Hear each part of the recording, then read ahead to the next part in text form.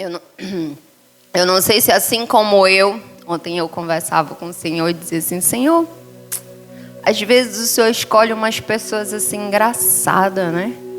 Cheia de dilemas, de coisas, de pensamentos. Seria tão mais fácil se eu escolhesse as pessoas assim que estão preparadas, são bem resolvidas, né? Vão e fazem acontecer. Mas o padrão de Deus é diferente do nosso, amém? E às vezes você talvez possa olhar para você e ver tantas falhas que você tem, assim como eu. Mas eu quero te dizer, eu vou falar para você o que o Senhor falou para mim ontem. Todas as coisas cooperam para o bem daqueles que amam a Deus e que foram chamados segundo o seu propósito.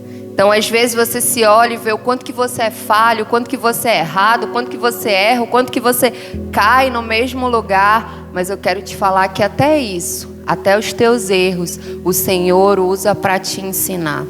O Senhor usa para cooperar para aquilo que Ele te chamou, amém? E hoje nós vamos ver a história de um homem também que pôde viver esse versículo, né? De todas as coisas cooperarem para o bem. Gênesis capítulo 38. Hoje a gente vai ler um pouquinho a Bíblia. Quem gosta de ler a Bíblia? O Senhor. Esses que falaram que gostam, só dá uma porção dobrada para eles, Pai. Hoje nós vamos ler um pouquinho a Bíblia. Hoje nós vamos falar um pouquinho sobre a história de Judá. Gênesis capítulo 38, verso 1. Vamos lá? Por essa época, Judá deixou seus irmãos e passou a viver na casa de um homem de Adulão, chamado Ira. Ali Judá encontrou a filha de um cananeu chamado Suá e casou-se com ela. Ele a possuiu, ela engravidou e deu à luz um filho, a qual ele deu o nome de Tornou-a a engravidar, teve um filho e deu-lhe o nome de Onã. Quando estava em Quezibe, ela teve ainda outro filho e chamou Selá. Judá recolheu uma mulher chamada Tamar para seu filho mais velho. Mas o Senhor reprovou a conduta perversa de filho mais velho de Judá, e por isso o matou. Então Judá disse a Onã: case-se com a mulher do seu irmão, cumpra as suas obrigações de cunhado, para que dê a ela uma descendência, para que com ela você dê uma descendência ao seu irmão. Mas Onã sabia que a descendência não seria sua. Assim, toda vez que ele possuía a mulher do seu irmão, derramava o seu sêmen no chão, para evitar que o seu irmão tivesse descendência. O Senhor reprovou o que ele fazia, e por isso o matou também. Disse então Judá a sua nora Tamar: more como viúva na casa de seu pai, até que meu filho Selá cresça, porque temia que ele viesse a morrer como os seus irmãos. Assim Tamar foi morar na casa do pai. Tempos depois morreu a mulher de Judá, filha de Suá. Passado o luto, Judá foi ver os tosquiadores do seu rebanho em Tímina, com seu amigo Ira, o adulamita. Quando foi dito a Tamar: seu sogro está a caminho de Tímina para tosquiar suas ovelhas, ela trocou suas roupas de viúva, cobriu-se com um véu para se disfarçar e foi sentar-se à entrada de Enaim, que fica no caminho de Tímina. Ela fez isso porque viu que, embora Selá já fosse crescido, ela não lhe tinha sido dada em casamento. Quando a viu, Judá pensou que fosse uma prostituta, porque ela havia encoberto o rosto. Não sabendo que era sua nora, dirigiu-se a ela à beira da estrada e disse: venha cá, quero deitar-me com você. Ela lhe perguntou: o que você me dará para deitar-se comigo? Disse ele: eu lhe mandarei um cabritinho do meu rebanho. E ela perguntou: você me deixará alguma coisa como garantia até que o mande? Disse Judá: que garantia devo dar-lhe? Respondeu ela: o seu selo como cordão e o cajado que você tem na mão. O seu selo com o cordão e o cajado que você tem na mão. Ele os entregou e a possuiu, e Tamar engravidou dele. Ela se foi, tirou o véu e tornou a vestir as roupas de viúva. Judá mandou o cabritinho por meio do seu amigo Adulamita, a fim de reaver da sua mulher sua garantia. Mas ele não a encontrou. E perguntou aos homens do lugar: onde está a prostituta cultual que costuma ficar à beira do caminho de Enaim?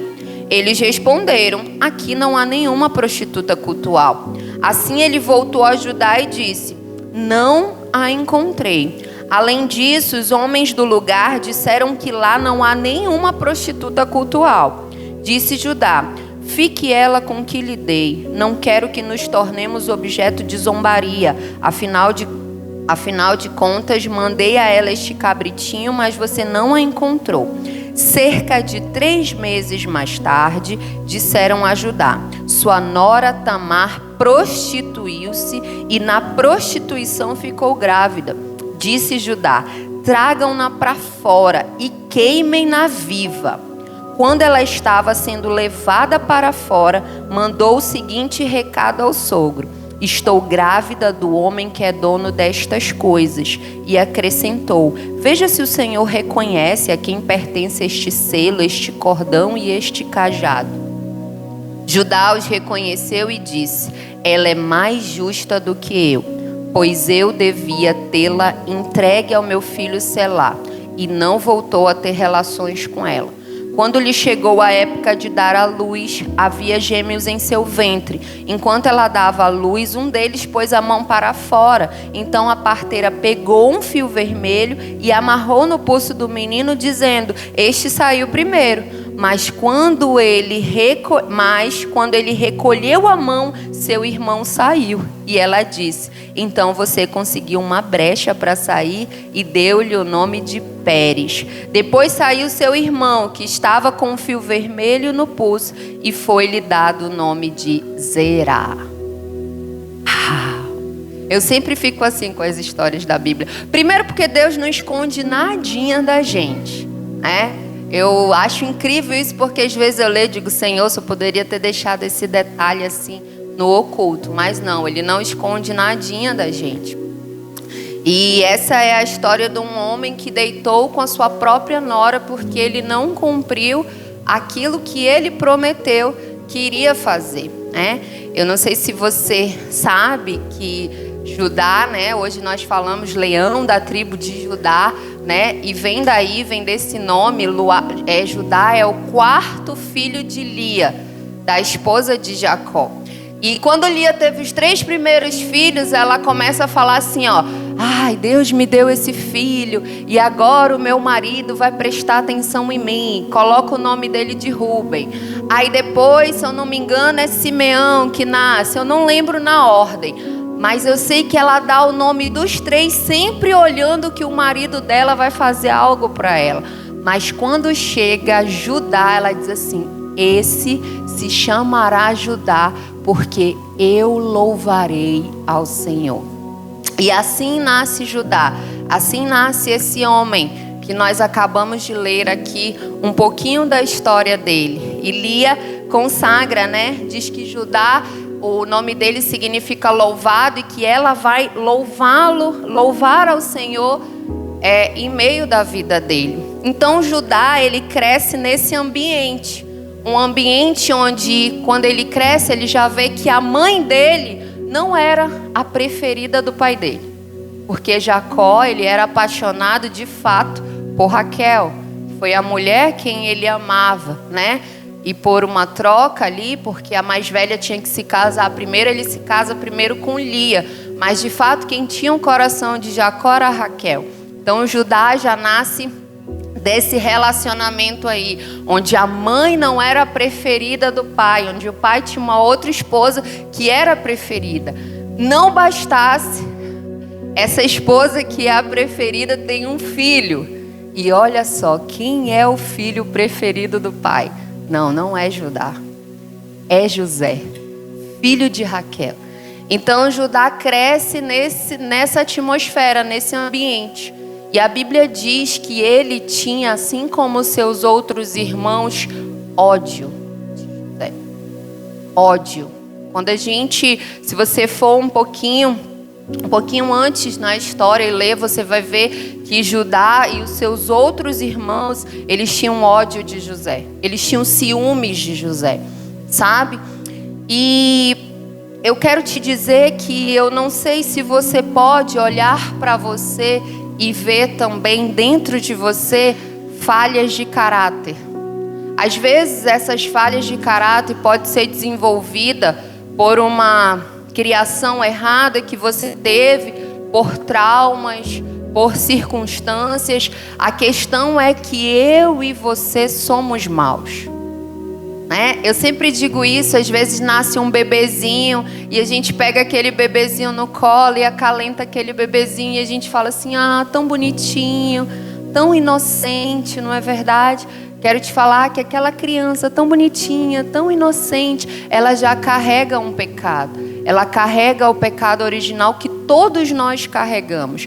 Há uma carnalidade dentro dela que é ruim. Quem aqui já viu um bebezinho tão pequenininho se jogar, fazer birra, desobedecer e você fala, meu Deus, não sabe nem se está vivo, você está morto e já, não tem nem a consciência ainda e já tem esse tipo de atitude. Porque todos nós carregamos dentro de nós coisas ruins. E com Judá não foi diferente.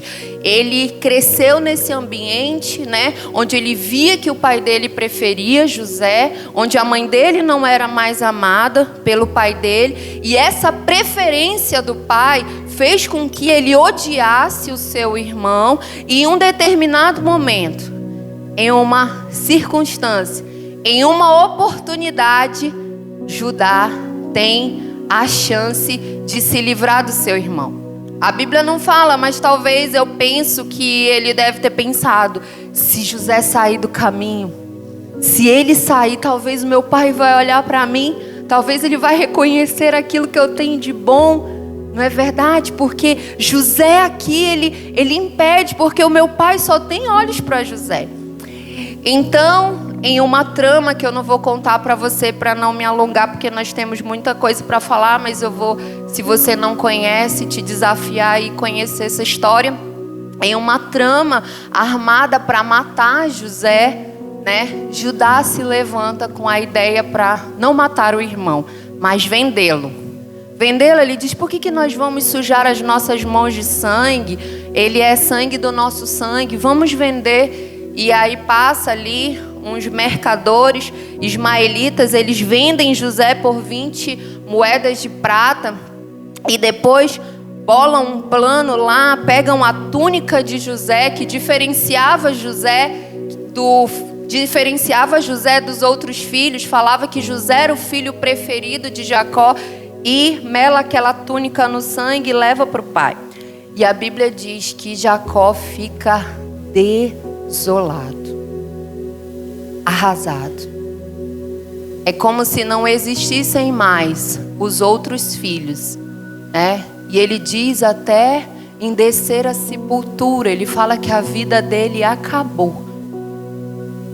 E naquele cenário, a Bíblia não fala, mas, aquilo que a Bíblia não fala com clareza, eu não posso afirmar com certeza, mas eu sempre falo para vocês que Deus é o Criador, Ele nos fez criativo e nos deu uma imaginação. Então eu sempre imagino muitas coisas, inclusive sempre quando eu estou lendo uma história bíblica, eu entro aí nessa história, imagino os mínimos detalhes.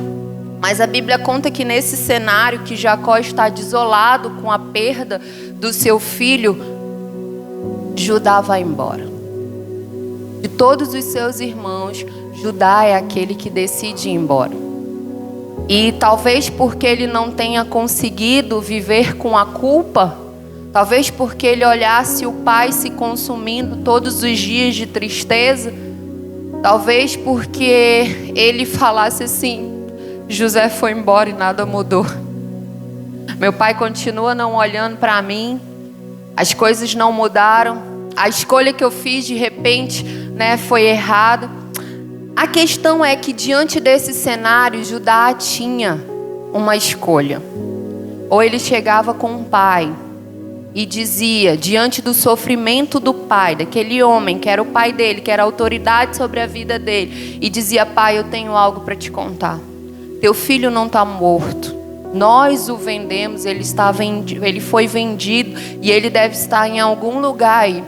Mas a Bíblia diz que não é isso que acontece. A Bíblia diz que ele vai para Adulão, uma outra cidade bem distante. E é engraçado porque quando você vai ver o que significa a palavra Adulão, significa refúgio. Judá vai para essa cidade, uma cidade de refúgio. É exatamente onde Davi se refugiou ali quando ele fugia de Saul, na caverna de Adulão. Judá vai para esse lugar. E lá acontece toda essa história que nós lemos. Ele encontra uma mulher, se casa com ela, tem 3 filhos, acha uma mulher para o filho mais velho. O filho mais velho era mau diante dos olhos do Senhor. E Deus vai lá, né? O Deus que muita gente prega, que é bonzinho, que é cheio de amor, que não tem injustiça. Deus vai lá e mata porque ele não aprovava a conduta dele. E é engraçado, sabe? E eu quero chamar a tua atenção para isso, porque hoje eu quero falar sobre arrependimento e transformação. Arrependimento e transformação. E é engraçado porque muitas vezes nós caminhamos em caminhos tortos, caminhos errados, e porque nós não vemos às vezes algo,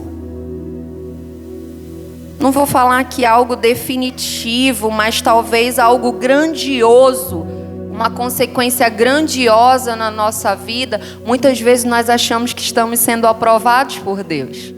Nós estamos fazendo coisas que desagradam ao Senhor, coisas que estão contra a palavra do Senhor, mas porque você não vê às vezes uma consequência imediata, você pensa: Deus está comigo, eu estou sendo aprovado por Deus. Mas o mesmo Deus que é paciente, o mesmo Deus que espera, o mesmo Deus que nos dá a oportunidade para nos arrepender, é o Deus também que muitas vezes age instantaneamente. E aí às vezes a pessoa fala assim: ah não, mas isso é do Antigo Testamento. Aí quando a gente vai lá para o Novo, a gente vê Safira e Ananias. Quando eles quiseram enganar o Senhor, imediatamente eles foram mortos. Então, isso, né, tem que servir para mim, para você, para nós estarmos em constante exame com a nossa vida. Sabe, eu sempre costumo dizer isso: Senhor, eu não quero ser usada por Ti, eu quero ser aprovada por Ti. Entenda isso, você pode estar sendo usado por Deus, você pode ser uma bênção. As pessoas podem chegar com você e falar: Jaqueline, como você é uma bênção.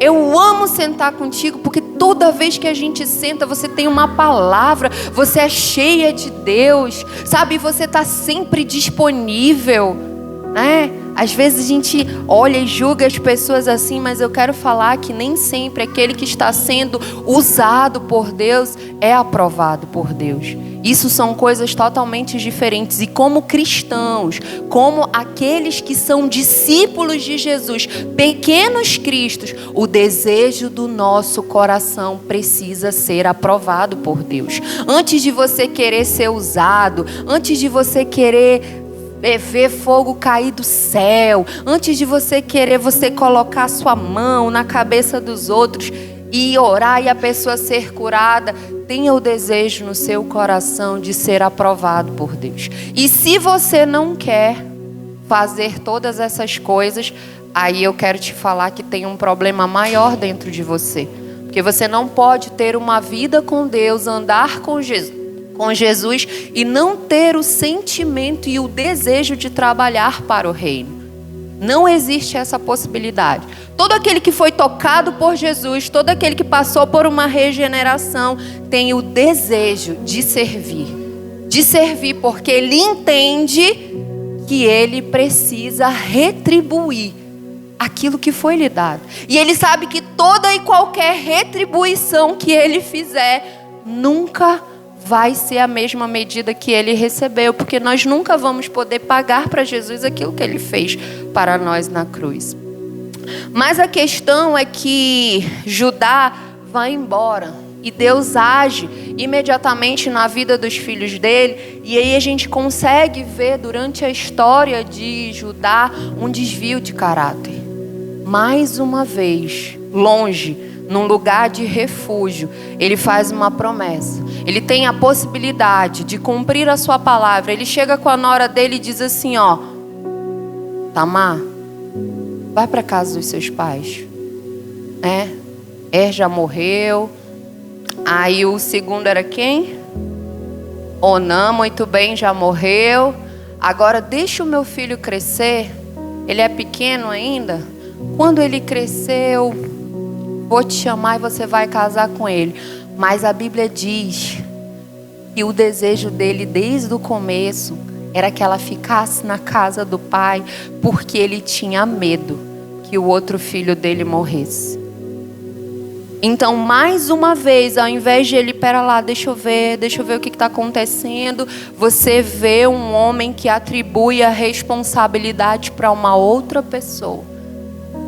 Fugir da autorresponsabilidade, coisas que cabem a nós fazer, e nós sempre queremos delegar para outra pessoa, nunca vai nos levar a um lugar de arrependimento. É engraçado porque eu vivi isso e eu vejo muito isso entre casais. Mas por que você... eu sou assim porque ela. Eu sou assim porque ele. É sempre assim. Você nunca é assim porque você é assim. É sempre porque o outro fez, porque ele falou, então eu falei também. Ele fez, eu fiz também, né? Uma vez eu conversava com uma moça lá em Manaus e essa moça me contou a história de uma outra moça que traiu seu marido porque ele traiu, ele a traiu. Só que ela não deixou com que o marido soubesse que ela tinha traído ele. E a moça falou assim: mas por que você fez isso? Porque ele me traiu. E eu precisava dar o troco. Dentro dela.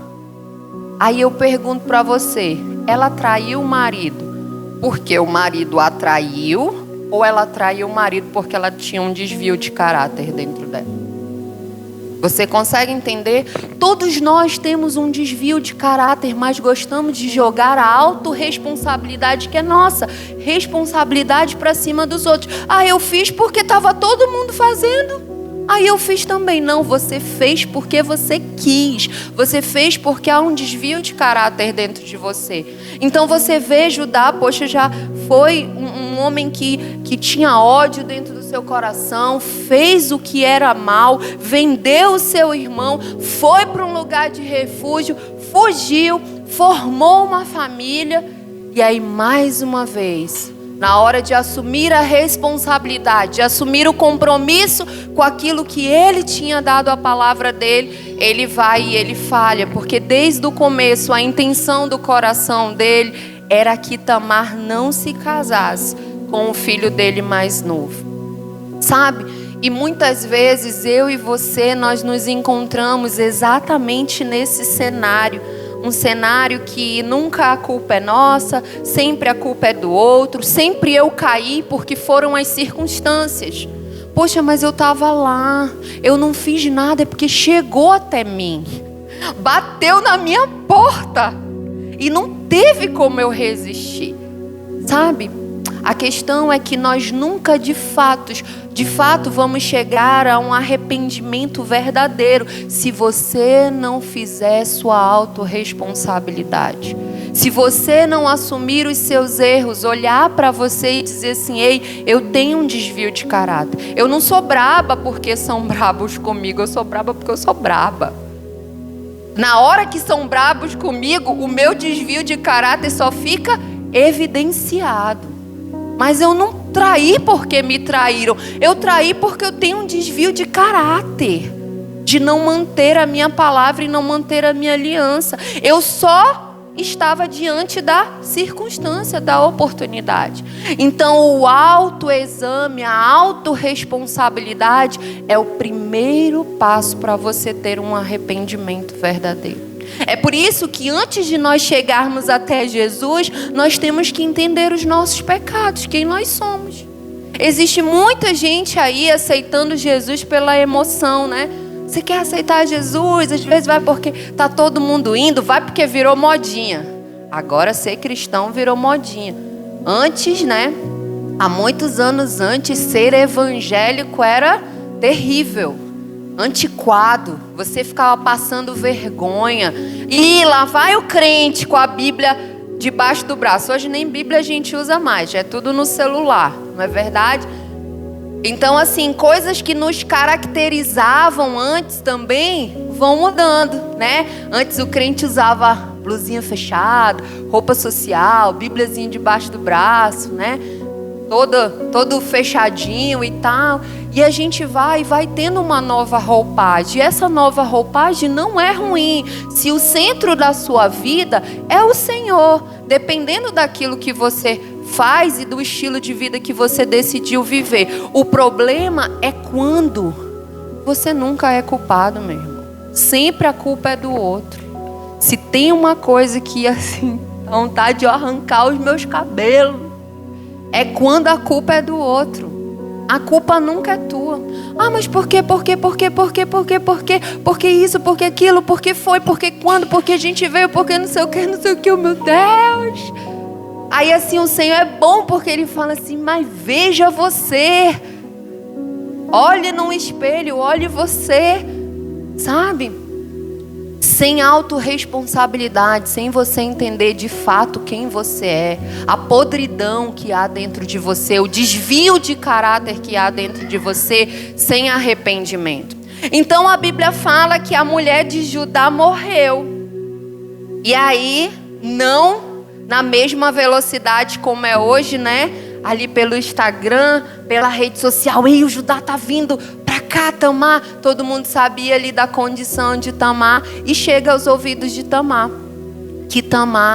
Chega aos ouvidos de Tamar que o sogro dela tá vindo pra Tímina. E ela fala, é agora. Ela diz, é agora.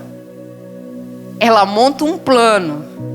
E eu muitas vezes falei, meu Deus, como que ela pensou nisso? Porque eu fiquei várias vezes pensando como que seria a minha postura, sabe? Ela monta um plano e a Bíblia diz que ela se caracteriza de prostituta. Ela tira as roupas de viúva porque ela sabe que Selá já está grande e que Judá não vai dar o filho para casar com ela, porque se ele fosse dar, ele já teria dado. E naquela época, isso era lei. Um irmão morreu, o próximo irmão tinha que casar com a mulher se não tivesse uma descendência para suprir para aquela mulher, para aquela família uma descendência. Naquela época o valor da mulher estava na maternidade, sabe? E aí ela tem uma ideia, né? É a hora que a gente fala, todas as coisas cooperam para o bem, porque ela age também, ela erra também. Ela se caracteriza de prostituta e vai à beira da estrada, fica lá esperando o sogro passar. E quando ele chega, ele a vê e diz que quer se deitar com ela. E eu fiquei pensando, e se ele não fala nada? E depois eu pensei, e se ela se deita com ele e ela não fica grávida? Sabe?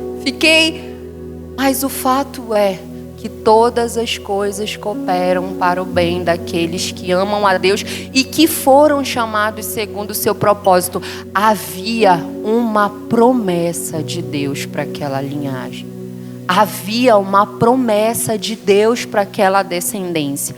E aí Tamar vai lá, se deita com seu sogro e num plano astuto, ela pega aquilo que identificava ele.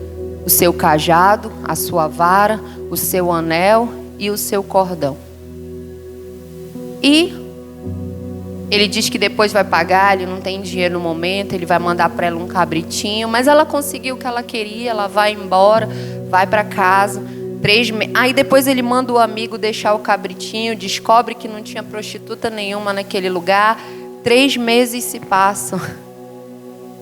E olha só, a rede social de novo. Tá grávida, menino. Já tá a fofoca rondando. A viúva se prostituiu, porque se é viúva, não casou, tá grávida. Aí Judá fica sabendo. Aí, pasme, o que Judá fala para fazerem com ela? Queimar, meu irmão. Tira ela viva, tira ela de dentro de casa e queima ela viva. Ô, meu irmão, quantos hipócritas tem aqui? Quantos hipócritas que muitas vezes não enxergam os seus erros e estão apontados para olhar o erro do seu irmão, porque ele também tinha errado, ele também tinha pecado, ele foi se prostituir. Ele estava tudo errado.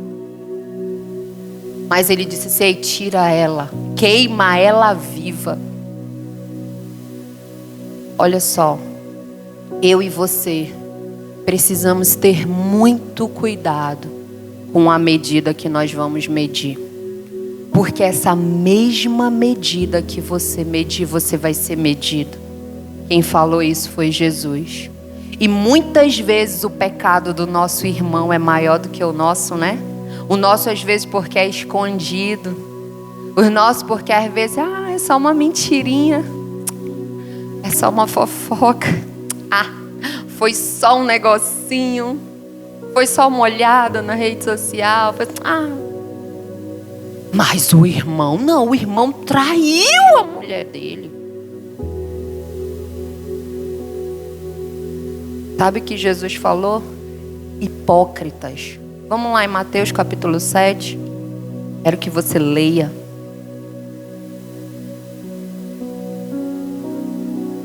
É verso 3.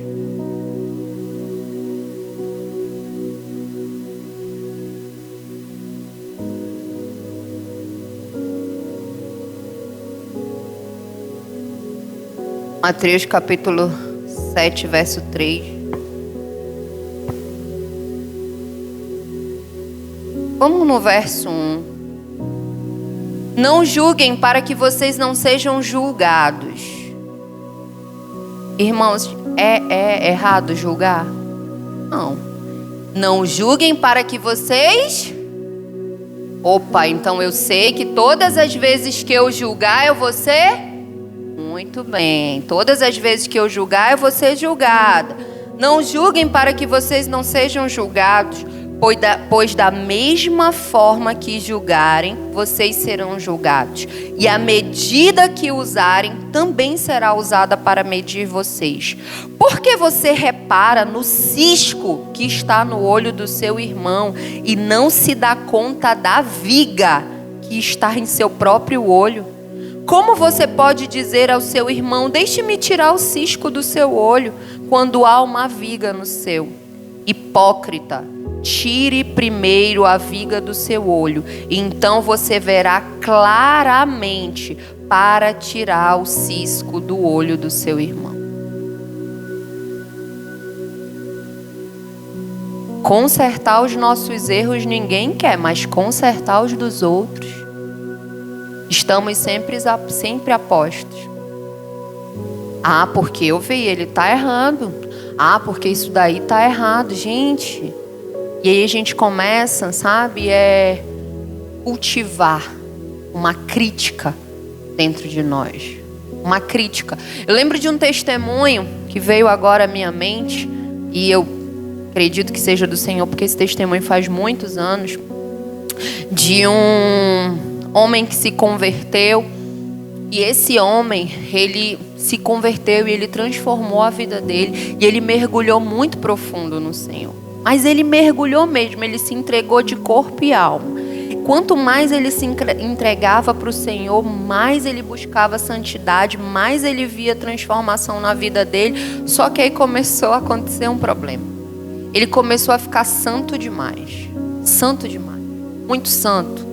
Muito santo, orava muito. E quando ele entrava na igreja, ele começava a reparar o pecado dos irmãos.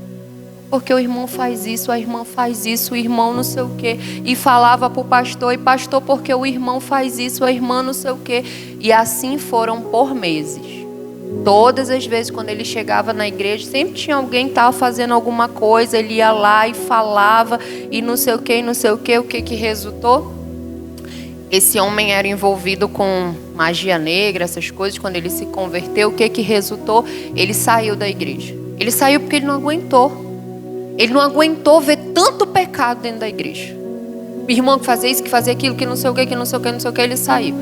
Aí, de onde ele tinha sido tirado antes de ele se converter, ele foi mais profundo. Aí ele já não estava mais só envolvido com magia negra. Aí ele foi assim para um nível bem profundo. Bem profundo mesmo. Fez coisas muito ruins. Eu estava escutando o testemunho desse irmão contando numa igreja. E aí ele chegou no fundo do poço. Até que quando ele se arrependeu, voltou, ele foi tentar entender o que tinha feito ele sair da igreja. Porque às vezes quando você está no pecado, você, às vezes não, toda vez isso você se distancia tanto de Deus que você perde até a noção das coisas, como Judá. Perdeu até a noção, entregou num pecado aquilo que identificava quem ele era. Quantas vezes nós somos assim? Nós nem pensamos o que nós vamos perder, qual vai ser a consequência. Nós só queremos viver aquele momento. E a consequência do ato de Judá fez com que ele se fosse exposto publicamente. Depois, porque Tamar tinha como provar que era ele. No primeiro caso, José não se tinha como provar. Só se tinha uma túnica cheia de sangue. Mas da segunda vez, agora Tamar tinha como provar. Ela tinha, né? E naquela época se dizia que os pertences das pessoas, o cajado, o cordão, o anel, tinha as suas iniciais, sabe? E aí esse homem vem e ele está contando o testemunho dele. E ele vai ver o que fez, como é que foi. Porque ele chegou muito no fundo do poço. E ele chega e fala que o Espírito Santo falou com ele e disse assim: meu irmão, deixa eu te falar, eu nunca foi, né? Para que você me buscasse, você ficasse vendo os pecados do seu irmão e você ficasse ali falando e se irritando e metendo o dedo na cara. Nunca foi esse o objetivo. O objetivo era para que você orasse, você intercedesse pelo seu irmão e não você se revoltasse, porque dentre eles o maior pecador é você. E aquele homem voltou, mas consequência daquilo que ele tinha feito, daquele afastamento, de tudo que ele tinha vivido, o filho dele não estava nos caminhos do Senhor. Encontrava-se envolvido com drogas, envolvido numa situação bem difícil na vida. E ele estava contando que ele tinha assim a esperança de um dia, né, que o Senhor pudesse trazer o filho dele, porque há consequências. Todas as vezes que nós vivemos uma vida que não agrada a Deus e santidade, e você às vezes ter um olhar diferente para o erro do irmão, não significa que você é melhor do que ele. E Jesus foi claro quando disse assim: por que você quer tirar o cisco do olho do seu irmão enquanto tem uma viga no seu? Gente, alguém aqui já tentou tirar um cisco do olho? Quem tentou? Só eu? Eu já tentei, não é verdade? O que a gente faz? Meu Deus, erroneamente, não deixa nem um médico escutar, nem um oftalmologista escutar o que a gente faz. O que a gente faz? Assopra. Não pode assoprar, mas a gente assopra, né? Para tirar o cisco ali. E aí quando tem um cisco, né? Ai, não tô, tá machucando, não tô vendo direito, fica ali embaçado, você não consegue ver direito. Mas eu quero te falar, o que é um cisco na frente de uma viga? Aí agora me responda, o que é um cisco na frente de uma viga? E foi Jesus que disse, ele disse: irmão, meu lindo, tira a viga do seu olho primeiro. Judá, para com isso, você quer queimar a Tamar viva, você foi lá, você se deitou com ela, você se prostituiu, Judá. Primeiro a viga do seu olho, depois o cisco do olho da Tamar, Judá. E quantas vezes nós achamos, porque nós estamos aqui dentro, nós somos santos, Senhor, eu sou santo, eu só não flutuo, eu não sei porquê. Como eu falei, hoje eu de ontem para hoje eu estava ali questionando ao Senhor, falando assim, Senhor, me perdoa, mas eu queria assim questionar por causa das tuas escolhas, Pai. É porque às vezes, só às vezes, assim, às vezes, muitas vezes, eu acho que o Senhor não escolheu assim, né? Muito bem. Tô falando referente a mim, tá, gente?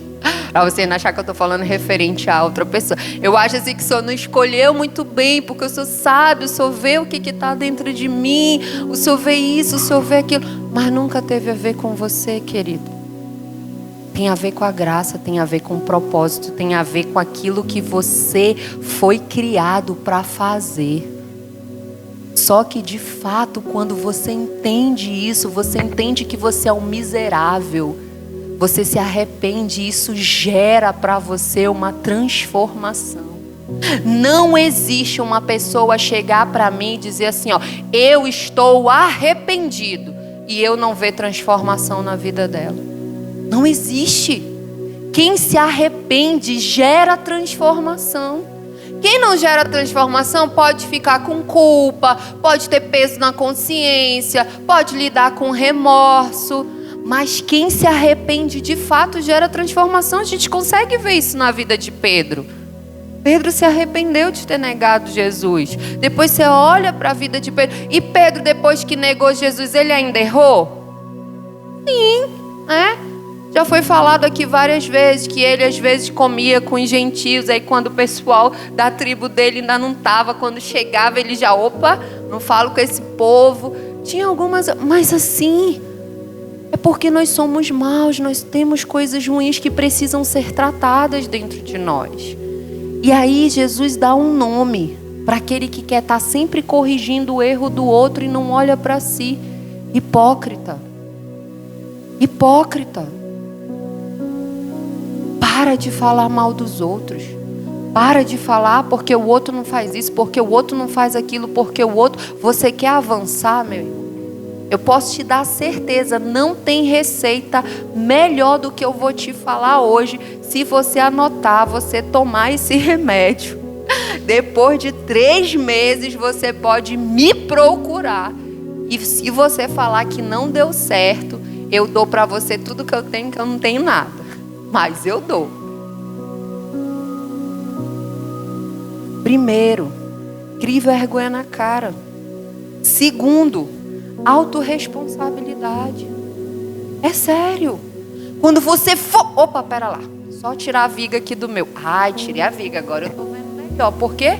Porque você tirou a viga, porque você consertou em você. Será que você é tão perfeito que só as pessoas que estão ao seu redor que têm defeito em você? Meu Deus, né? A gente conversa às vezes com gente que eu digo, Senhor, dá um pouco da visão ela para mim, porque não? Porque o outro, sabe? E se tem uma coisa, irmãos, que o Senhor combateu, que Jesus combateu, sabe o que foi? A hipocrisia. Se tem uma coisa que fere, que machuca o nosso coração, é a hipocrisia. Vou te dar um exemplo. Quem aqui já teve um ensinamento de pai e de mãe que falou para você não fazer, mas quando você via ele fazia? Pode levantar a mão. Não é? Quem? Por quê? Aí o que você pensa como filho? Eu não posso, mas ele, ela, não fere o nosso coração? Fere o nosso coração. Tu viu? Os meus filhos foram os que falaram mais alto, só para constar, que é para você ver.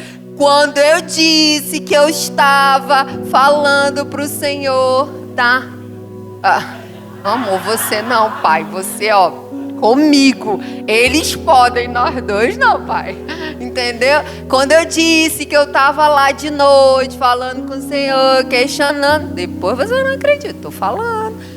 E aí, a gente não fica ali com o coração, né? Chateado, amargurado. Mas eu vou crescer. Mas vai chegar a minha vez. Não é não? Só esperando a oportunidade. Por quê? Porque a hipocrisia, irmãos, ela adoece o nosso coração. Ela faz com que o nosso coração seja ferido. E aí eu estou falando com você agora, por quê? Porque você é o responsável de levar Jesus para lá, para as pessoas que não conhecem Ele. E aí você precisa olhar para a sua vida e dizer, será que eu sou hipócrita? Será que eu prego aquilo que eu não vivo? Será que eu falo para os outros fazerem aquilo que eu não faço? Ou será que de fato eu tenho falhas? Sim, porque nós não somos perfeitos. Mas eu estou ali, tentando melhorar. Eu estou ali fazendo com que sempre... Irmãos, tem algo que eu fazia muito, né? E o meu marido, ele me ajudou assim, muito também. Ele diz que eu sou a pessoa que foi colocada na vida dele para levar ele mais para perto de Deus. Eu acredito nisso, sabe? Oh, glória a Deus pela minha vida, entendeu? Porque se não fosse eu, quando que ele ia chegar perto de Deus assim, não era não? Então, glória a Deus pela minha vida. Mas eu quero dizer que a recíproca é verdadeira, entendeu? E aí, né, na nossa restauração de casamento, aquele negócio todo, né? Ele tinha uma frase que tipo assim, fazia eu arrancar os meus cabelos quando ele falava. Era: tira os olhos de mim. Porque, minha irmã, eu tava sempre... Porque você, porque você, e porque você, e porque não sei o quê, e porque você, porque você... Aí ele, minha irmã, acho que ali era Deus ali encarnado, só podia ser para me... Tira os olhos de mim. Eu falava, mas como que eu vou tirar os olhos dele, Senhor? Ele está aqui nessa mesma casa que eu. E como que eu vou tirar? Tira. Aí minha irmã, quando ele abria a boca, ele fazia, tira. Minha irmã, depois de alguns longos, né? Eu falei, pois quer saber? Agora eu vou tirar. Foi difícil. Não vou dizer que foi fácil, não. Hoje, de vez em quando, eu ando dando uma escorregada e eu volto. Entendeu? Porque eu lembro da frase. Aí eu, entendeu? Foi difícil, mas, minha irmã, eu comecei a falar assim, quer saber, Senhor? Eu vou ver o que precisa ser mudado em mim. Porque a gente vai pro Senhor, muda ele, Pai. Tu viu o que ele fez? Ele só faz isso, ele não sei o quê. E ai, Senhor, e nananana. Aí eu comecei a entrar diante da presença do Senhor e dizer assim, Senhor, o que precisa ser mudado em mim? Essa é a receita para você crescer espiritualmente. Todas as vezes que você quiser crescer espiritualmente, não quero crescer. Estou bem, quero ficar aqui, foi isso que eu escolhi para minha vida, não quero envolvimento no reino, vou só sentar, escutar uma palavra, não massagear o meu ego, porque glória a Deus aqui a gente não massageia ego, mas vou ali, né, para dizer que eu pertenço a uma igreja. E aí depois eu vou embora. Se você quiser, irmão, top. Mas eu quero te falar, se você quiser crescer espiritualmente, chegue diante do Senhor e fale assim, Senhor, agora os meus olhos estão em mim. O que eu preciso consertar que está errado? Assim, irmãos, tem que ter coragem para fazer essa oração. Porque quando o Senhor puxou a lista, eu falei, meu Deus, não tinha mais nem tempo mesmo para olhar para o Renzo. Que era tanta situação em mim que tinha que consertar, meu irmão. E pelo amor de Deus, você é isso, você é aquilo, você não sei o que, você não sei o que. O Senhor achava que eu era tão perfeita que eu já estava assim num nível de santidade mais avançado. Não, minha filha, você não está. E eu cresci. Foi aí que eu cresci espiritualmente. Quando eu comecei a chegar diante do Senhor e corrigir as coisas que estavam em mim. E é claro que eu sempre digo isso, né? Tem uma frase que eu gosto muito: se você quer a mudança na pessoa, quando a gente quer que alguém mude, o que a gente faz? A gente fica com a pessoa, porque você tem que mudar, você tem que mudar, você tem que mudar, você tem que mudar. A pessoa não vai mudar. Mas se você quer a mudança em alguém, eu vou te ensinar agora. O trabalho é teu. E o desejo tem que ser da outra pessoa. Como assim, Carla? Eu que tenho que mudar. Eu que tenho que ser o exemplo. Eu que tenho que ser como eu quero que aquela pessoa seja. E aí aquela pessoa vai ver e vai ter o desejo de ser diferente. Esse é o verdadeiro evangelho. Só que não é isso que a gente quer. A gente quer que o outro faça. Quando na verdade somos nós. Quando você tem 2 jeitos de falar que um prédio é torto. Você pode olhar, tem um prédio aqui reto e tem um outro aqui torto. Você pode olhar e dizer assim, ei, precisa consertar aí esse prédio. Desculpa, não tem, só tem um torto. Você pode olhar e dizer assim, ei, precisa consertar aí esse prédio tá torto. Olha só, tá mais pra cá a parede. Ou você pode chegar e dizer assim, não vou falar nada. Vou construir meu prédio aqui do lado, bem retinho. Quem olhar, irmãos, vai falar o quê? Rapaz, aquele prédio ali tá torto. Não porque você falou, não porque você se desgastou. E quanto mais a gente fala, mais a pessoa fica chateada e não muda por espizinhar, por birra.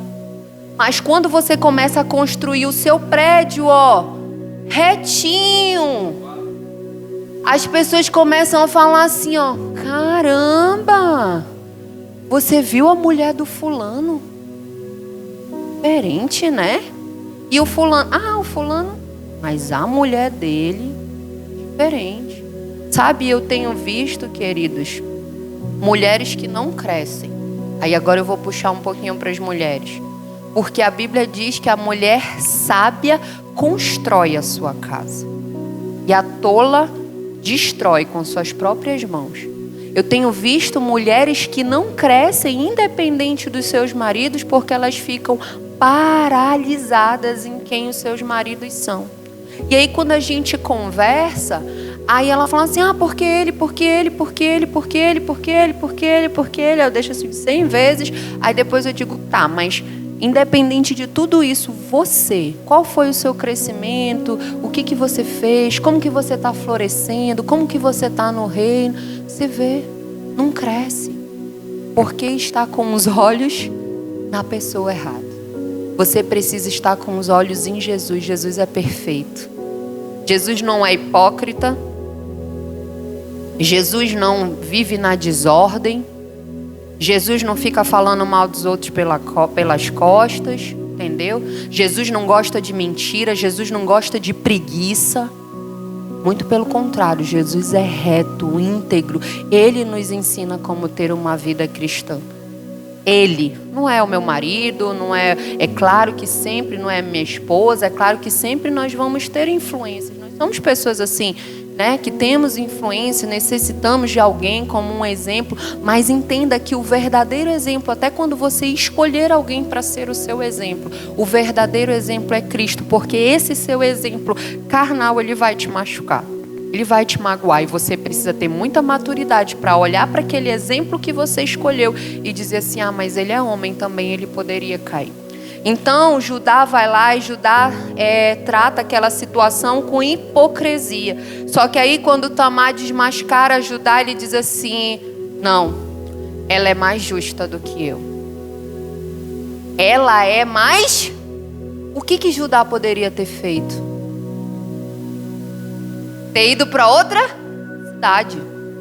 Vou para outra cidade, vou fugir, né? Vou embora. Essa mulher aí está com os meus pertences. Ou então, não sei, vou me esconder, vou fazer qualquer coisa. É isso que a Bíblia diz? A Bíblia diz que não, que ele o quê? Assumiu a responsabilidade. Ele diz, ela é mais justa do que eu. E a partir do momento que Judá assume essa responsabilidade, você vê a vida de Judá mudar. A partir do momento que Judá diz assim, ei, não, para tudo. Eu estou aqui falando para ela ser queimada viva, ela é mais justa do que eu. Bora ver quem foi Judá depois disso. A Bíblia diz que primeiro ele não tocou mais na nora dele. Ele não tocou e que essa moça, Tamar, teve 2 filhos. E Pérez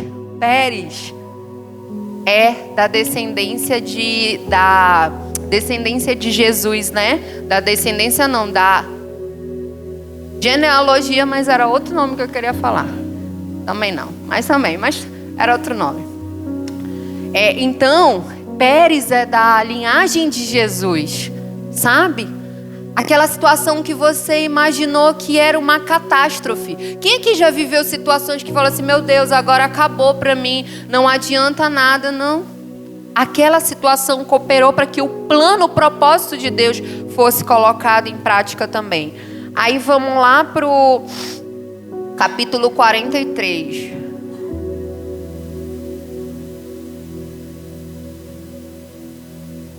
Nesse meio termo dessa história que eu te contei, eu te falei que José foi vendido pelos irmãos dele, ele foi para o Egito, lá ele foi trabalhar na casa de Potifar, depois ele foi para a prisão, né? E depois tudo plano de Deus, Faraó teve ali um sonho onde José interpretou, José se torna governador do Egito. Nesse cenário está tendo fome na terra. José interpretou o sonho de Faraó que haveriam 7 anos de fartura e 7 anos de escassez. E nesse cenário, a Bíblia diz que Jacó chama os seus 10 filhos e diz: ei, tô sabendo, rede social de novo, Instagram, gente, abre um parênteses. Eu gosto muito de ver esse negócio da inteligência artificial que fazem do Antigo Testamento. Vocês já viram? É muito legal. Aí eu tô aqui agora. Gente, tem comida lá no Egito. É pra lá. Aí Jacó, opa, ficou sabendo. Tem comida no Egito. Aí chama os 10 filhos. A Bíblia não fala como que Judá retorna. Mas o fato é que agora, nessa época, nesse momento, anos já se passaram. Ele já assumiu a sua responsabilidade. Já provavelmente está ali, né, arrependido. Vou voltar. E já está com o pai. A Bíblia diz que Jacó chama os seus 10 filhos e manda-os até o Egito. Quando chega lá no Egito, quem está lá? José, aquele irmão que Judá vendeu. Porque, irmãos, entenda isso. Sempre vai chegar a hora da prestação de conta. Não pense que você vai fazer o que quer e que vai ficar impune. Aí chega o momento da prestação de conta. Lá está Judá se curvando diante de José, como disse o sonho de José. E aí José, quando vê os irmãos, arma um plano ali, diz que eles são espiões, pergunta se o irmão mais novo está vivo, que é o irmão dele, se o pai está vivo. E aí fala que Simeão vai ficar como prisioneiro para que eles voltem e tragam o irmão mais novo. Porque José queria ver o irmão, né, longe da família, 13 anos, queria ver o irmão. E aí Judá entra na história de novo. Quando eles chegam em casa e falam para Jacó o que aconteceu, que quando eles chegaram lá, José, né, eles dizem o governador, o Senhor, eles não sabem que José é irmão dele, eles dizem assim, olha, eles achavam, pai, ele achou que nós éramos espiões, nós falamos para ele que nós não éramos, nós falamos que nós só fomos comprar comida, mas ele achou que nós éramos, então ele ficou com o nosso irmão lá, o Simeão. Ele disse, pai, que se a gente não voltar lá e não levar o Benjamim, ele não vai soltar o Simeão. Aí Jacó, que antes preferia José, agora prefere quem? Benjamim. Porque você, irmão, não é responsável pela conduta do coração da outra pessoa. Tirar José da parada não tornou Judá o filho preferido.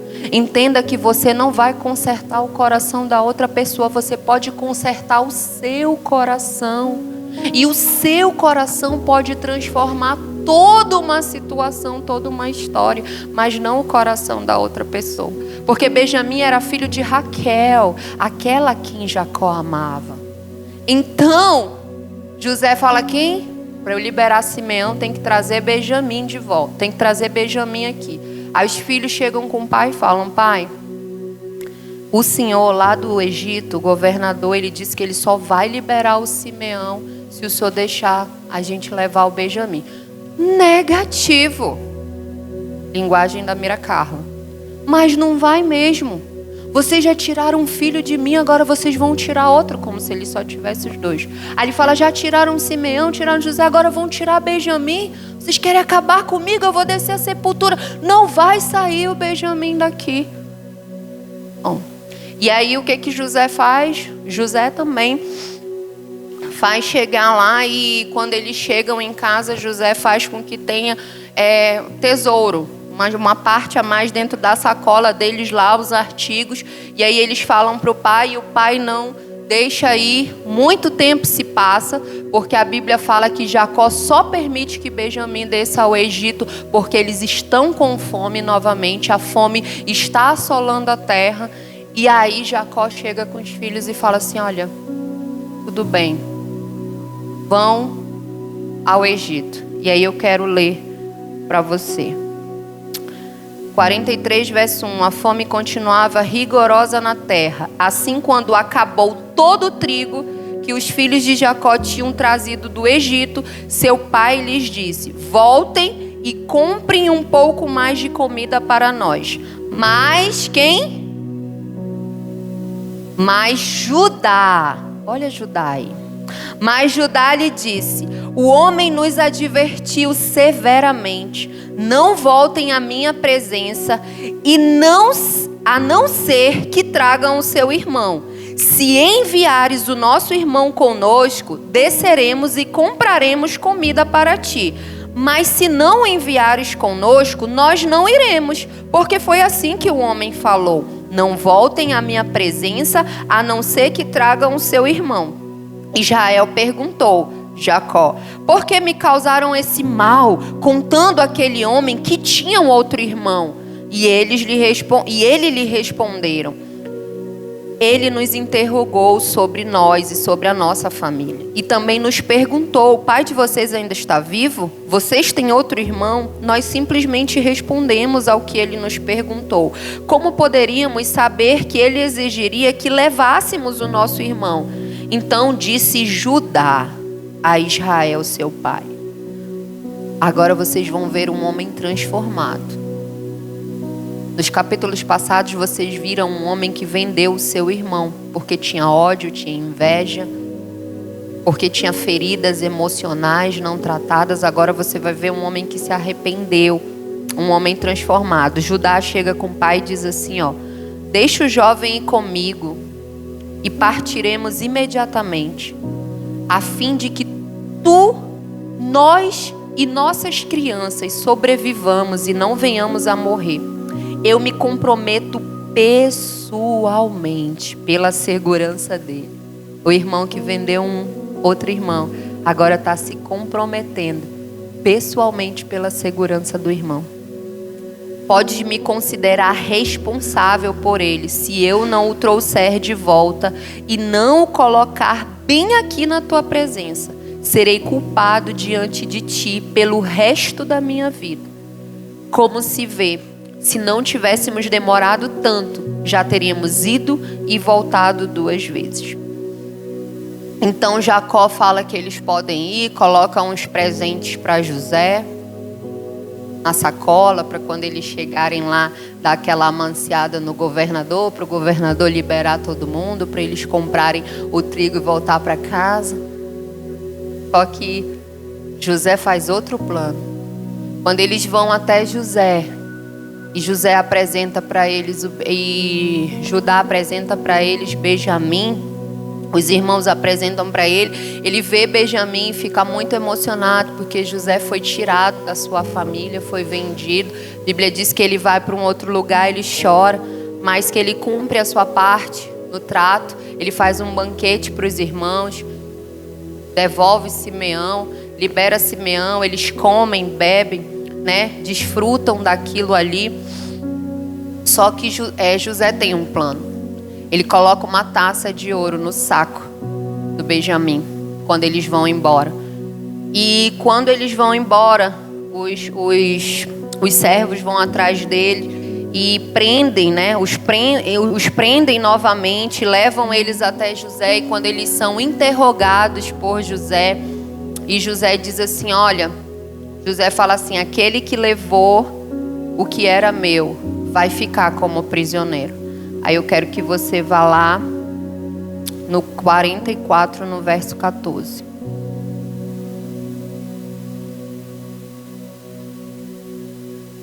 No 44, verso 14 diz assim: quando quem? Judá. Agora a gente já começa, né, falando de Judá. Judá começa a assumir a liderança, ele é o quarto, né? O normal é que assuma a liderança o mais velho, mas Judá começa a assumir a liderança, porque é assim quando as pessoas começam a ser transformadas pelo Senhor. Judá começa a assumir a liderança e a Bíblia diz assim: quando Judá e seus irmãos chegaram à casa de José, ele ainda estava lá. Então eles se lançaram ao chão perante ele. José lhes perguntou: que foi que vocês fizeram? Vocês não sabem que um homem como eu tem poder para adivinhar? Respondeu Judá: o que diremos a meu senhor? O que podemos falar? Como podemos provar a nossa inocência? Deus trouxe à luz a culpa dos teus servos. Agora somos escravos do meu senhor, como também aquele que foi encontrado com a taça. Disse, porém, José: longe de mim fazer tal coisa. Somente aquele que foi encontrado com a taça será meu escravo. Os demais podem voltar em paz para a casa do seu pai. Então Judá dirigiu-se a ele dizendo: por favor, meu senhor, permita-me dizer-te uma palavra. Não se acenda a tua ira contra o teu servo, embora sejas igual ao próprio faraó. Meu senhor perguntou a estes seus servos se ainda tínhamos pai e algum outro irmão. E nós respondemos: temos um pai já idoso, cujo filho caçula nasceu-lhe em sua velhice. O irmão deste já morreu e ele é o único filho da mesma mãe que restou, e seu pai o ama muito. Então dissestes a teus servos que o trouxessem a ti, para que os teus olhos pudessem vê-lo, e nós respondemos: ah, meu senhor, que o jovem não poderia deixar o seu pai, pois se caso o fizesse, seu pai morreria. Toda a vida dissestes a teus servos que se o nosso irmão caçula não viesse conosco, nunca mais veríamos a tua face. Quando voltamos a teu servo, a meu pai, contamos-lhes o que o Senhor tinha nos dito. Quando nosso pai nos mandou voltar para comprar um pouco mais de comida, nós lhe dissemos: só poderemos voltar para lá, pai, se o nosso irmão caçula for conosco, pois não poderemos ver a face daquele homem, a não ser que o nosso irmão caçula não esteja conosco. Teu servo, meu pai, nos disse: então vão. Vocês sabem que minha mulher me deu apenas 2 filhos.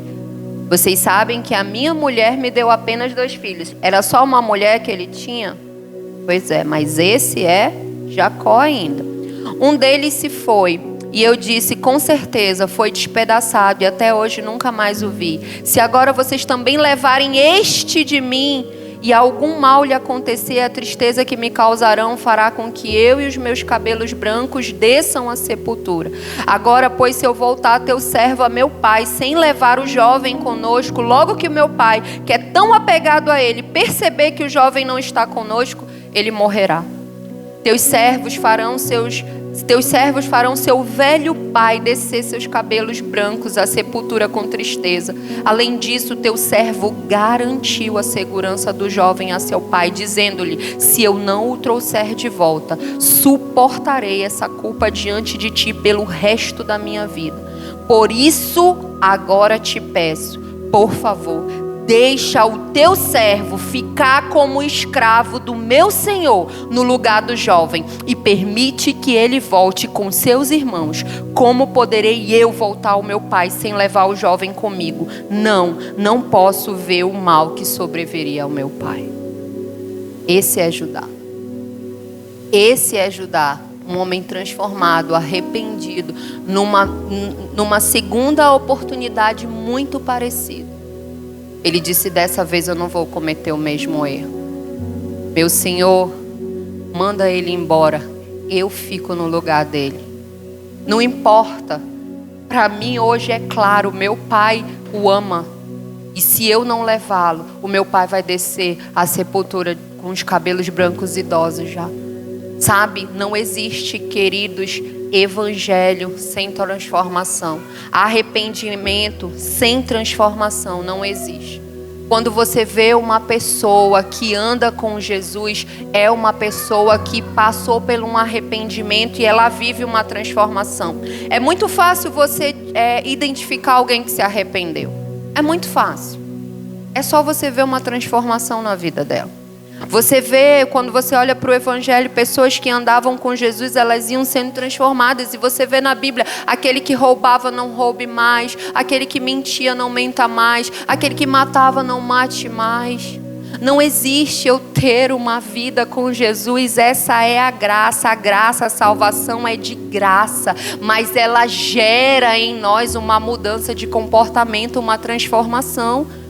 Isso é a identificação da nossa fé, porque se eu creio no Senhor Jesus, se eu sei que Ele morreu por mim, se eu sei que aquela cruz era minha, se eu sei que eu não merecia estar aqui, o meu merecimento era aquela cruz, mas Jesus foi por mim para aquele lugar, eu preciso mudar a vida que eu levava antes.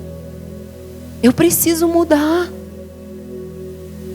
E hoje, talvez o que te identifique não seja uma Bíblia debaixo do braço, nem uma roupa toda fechadinha, uma saia comprida, uma blusa manga comprida, mas que o que precisa te identificar: piedade, misericórdia.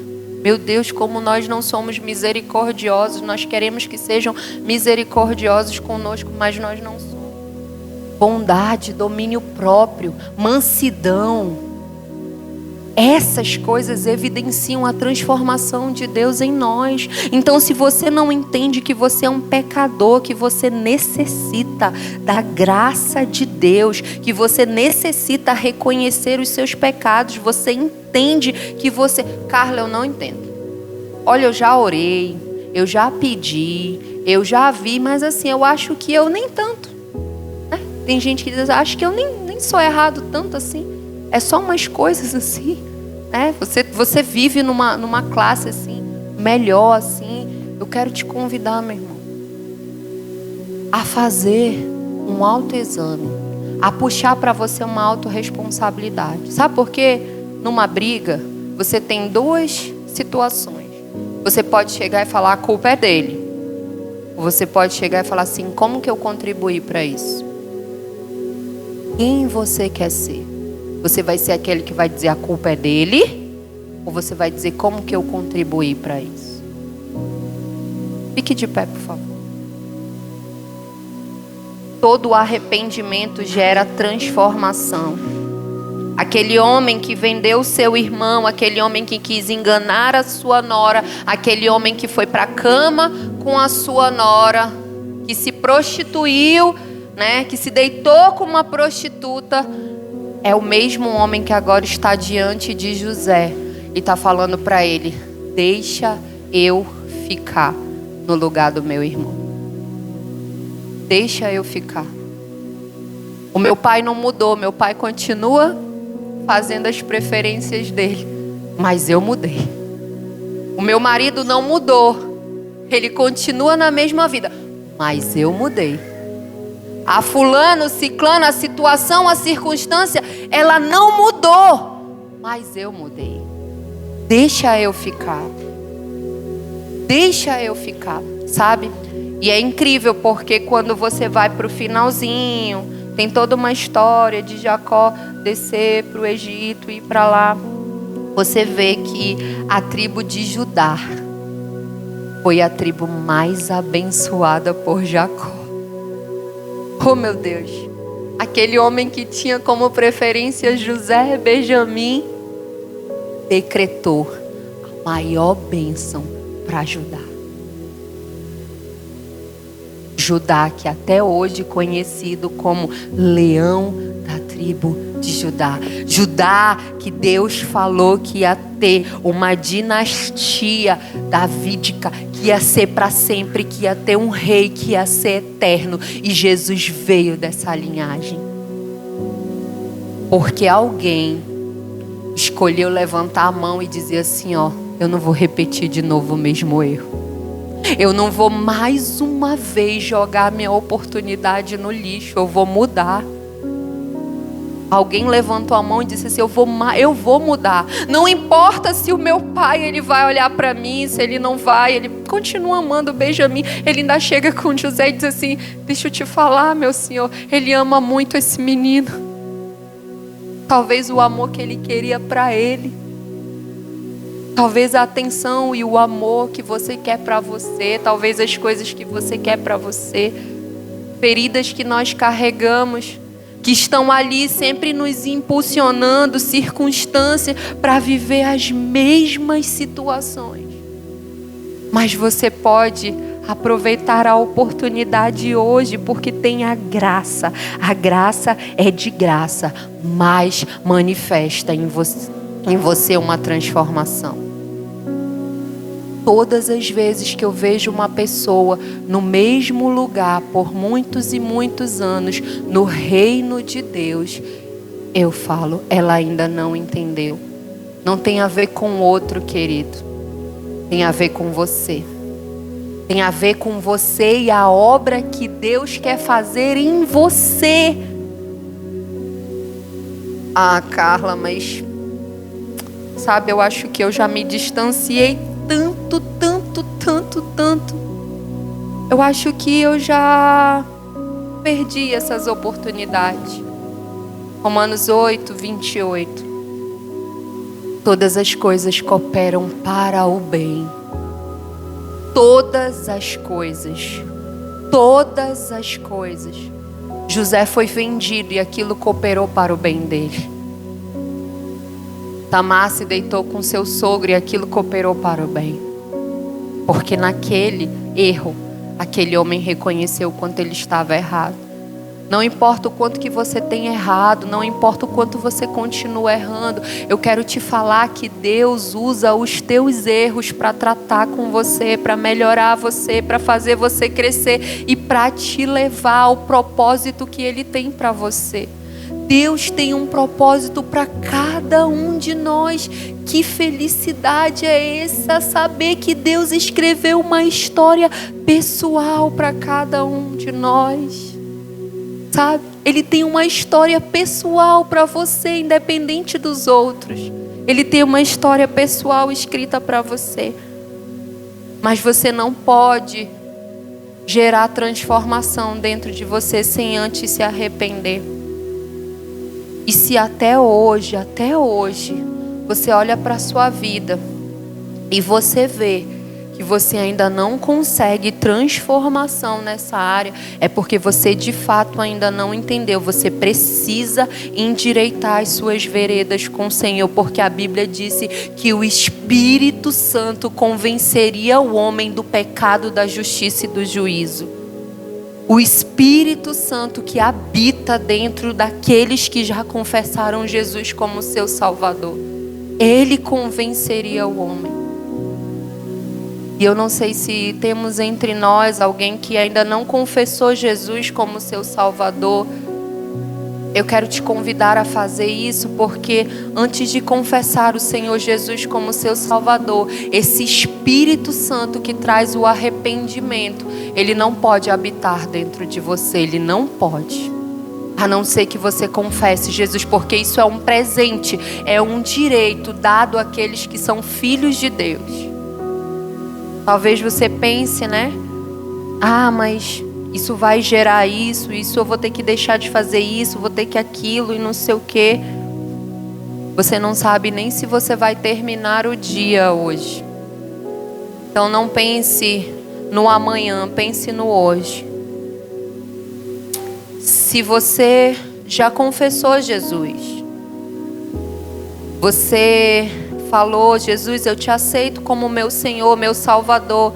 Mas se você consegue olhar para a sua vida e você vê que você andou longe disso, que mesmo confessando Jesus, você continua no controle da sua vida, você continua tendo a vida que você quer, você continua tomando as suas decisões sem permitir que o Senhor Jesus seja de fato o seu Senhor, eu quero também te convidar a vir aqui na frente.